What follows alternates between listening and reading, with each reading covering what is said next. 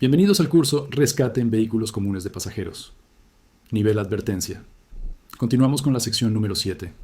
Recopilación y transmisión de información. Veremos cómo los rescatistas recopilan y transmiten información de manera eficiente durante las operaciones de rescate técnico, garantizando así la seguridad y eficacia en la llegada de los recursos. Para iniciar, veamos el objetivo que nos trazamos en esta sección. Explicar cómo los rescatistas recopilan y transmiten información sobre un incidente. Una sección que nos introduce en cómo se recopila la información y cómo se comunica.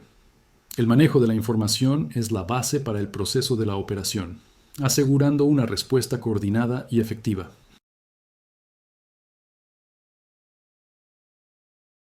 Después de recopilar toda la información del incidente, los rescatistas transmiten su estado y detalles a todo el personal que responde. Esta información se envía en un informe de situación para asegurar que tanto el personal en la escena como los respondedores que lleguen posteriormente reciban el mensaje. Los informes de situación se realizan de forma periódica, a medida que cambian las condiciones. Por ejemplo, un respondedor transmitirá un informe de una situación cuando los rescatistas extraigan a una víctima del vehículo, lo que indicaría que la situación ha mejorado y que el personal médico puede comenzar a brindar atención al paciente en preparación para su transporte a una instalación médica. Veremos a continuación algunas de las actividades de cómo podemos recopilar la información. Realizar las entrevistas y el manejo de testigos es una de las actividades que deben aplicar los primeros respondientes, utilizando los recursos del lugar para reunir la mayor información posible, mientras evalúan la situación. Los testigos a veces pueden proporcionar información vital sobre el estado o la ubicación de la víctima. Por ejemplo, un testigo pudo haber visto a una víctima salir expulsada lejos del vehículo en un área boscosa. Esto ahorraría tiempo a los rescatistas en la localización de las víctimas y así evitar búsquedas prolongadas o fallidas. Las autoridades competentes dependen de las fuerzas del orden para entrevistar y gestionar a los testigos como parte de la investigación del accidente para determinar su causa. Los equipos de respuesta mantienen a los testigos, transeúntes y personal no esencial en la zona fría para que los equipos de rescate y médicos tengan espacio para rescatar y sacar a las víctimas. Durante el monitoreo de zonas de peligro, el personal que opera en el lugar de un incidente debe comunicar los peligros a los demás rescatistas y al comandante del incidente. Los rescatistas se comunican verbalmente cara a cara o por radio. Cuando la distancia entre el puesto de mando y la zona caliente dificulta la comunicación cara a cara, los miembros del equipo de rescate transmiten la información por radio desde la zona caliente al comandante del incidente en la zona fría. El ruido ambiental creado por los vehículos de emergencia y las unidades de energía portátiles pueden hacer que se pierdan transmisiones esenciales. Si el rescatista a cargo no confirma la transmisión, se debe repetir hasta recibir la confirmación. Si se detectan materiales o cargas peligrosas, se debe seguir los procedimientos operativos estándar para monitorear las condiciones del aire.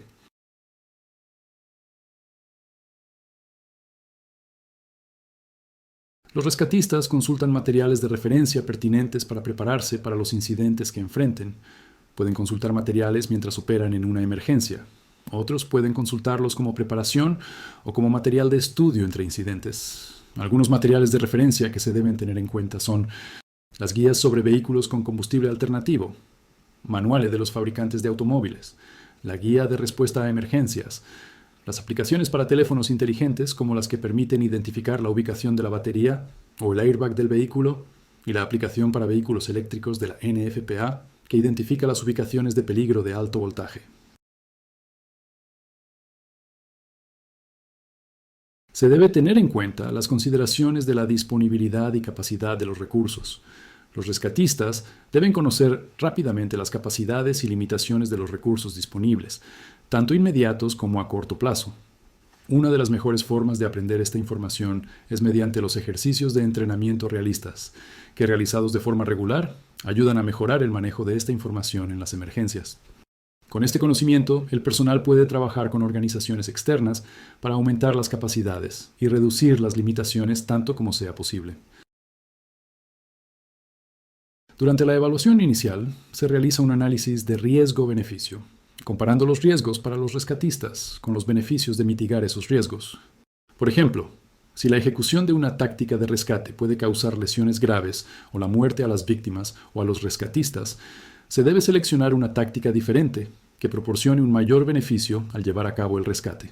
Por tanto, retrasar las operaciones hasta que la escena se pueda hacer más segura se convierte en una opción viable. El análisis de riesgo-beneficio se debe realizar antes de comenzar y de forma constante durante el incidente.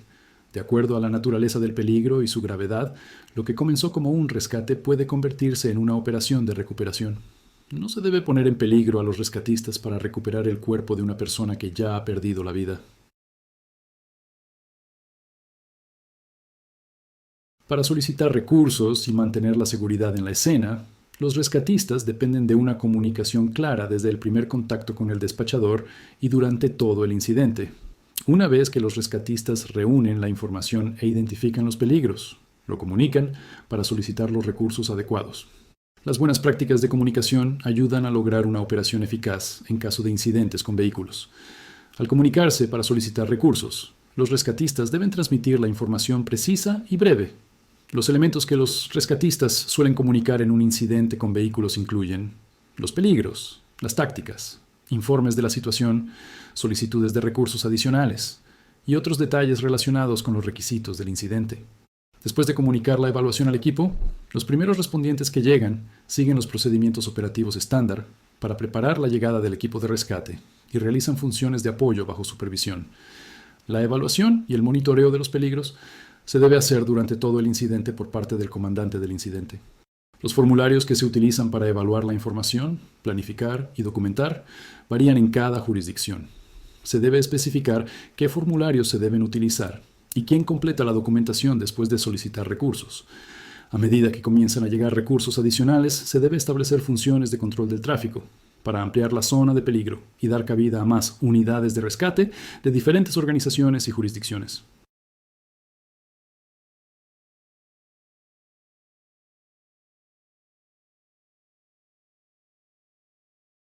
Para terminar, antes del resumen, recordemos el objetivo que nos trazamos para la sección. Explicar cómo los rescatistas recopilan y transmiten información sobre un incidente. Podemos destacar lo siguiente. Primero, vimos que realizar las entrevistas y el manejo de testigos es una de las actividades que deben aplicar los primeros respondientes, utilizando los recursos del lugar para reunir la mayor información posible mientras evalúan la situación. Los testigos a veces pueden proporcionar información vital sobre el estado o la ubicación de la víctima. Segundo, que durante el monitoreo de zonas de peligro, el personal que opera en el lugar de un incidente debe comunicar los peligros a los demás rescatistas y al comandante del incidente. Los rescatistas se comunican verbalmente cara a cara o por radio. Cuando la distancia entre el puesto de mando y la zona caliente dificulta la comunicación cara a cara, se debe transmitir la información por radio. Tercero, pudimos ver que los rescatistas consultan materiales de referencia pertinentes para prepararse para los incidentes que enfrenten. Pueden consultar materiales mientras operan en una emergencia. Otros pueden consultarlos como preparación o como material de estudio entre incidentes. Cuarto, vimos que se debe tener en cuenta las consideraciones de la disponibilidad y capacidad de los recursos. Los rescatistas deben conocer rápidamente las capacidades y limitaciones de los recursos disponibles, tanto inmediatos como a corto plazo.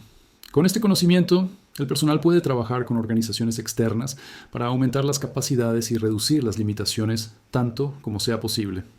Quinto, durante la evaluación inicial se realiza un análisis de riesgo-beneficio, comparando los riesgos para los rescatistas con los beneficios de mitigar esos riesgos. El análisis de riesgo-beneficio se debe realizar antes de comenzar y de forma constante durante el incidente. Y sexto, finalmente revisamos cómo solicitar recursos y mantener la seguridad en la escena. Una vez reunida la información e identificado los peligros, se debe comunicar la solicitud de los recursos. Los elementos que los rescatistas suelen comunicar en un incidente con vehículos incluyen los peligros, las tácticas, informes de la situación, solicitudes de recursos adicionales y otros detalles relacionados con los requisitos del incidente. Para terminar, recordemos que la recopilación y transmisión de la información son esenciales para garantizar la integridad del equipo, mejorar las tácticas, recursos y asegurar que las decisiones se basen en datos fiables y actualizados.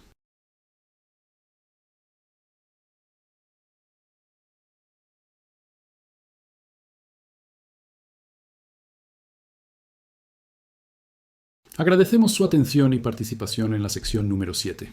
Recopilación y transmisión de información. Lo invitamos a desarrollar las actividades de aprendizaje en nuestra plataforma y continuar con la sección número 8, Gestión y circulación del tráfico.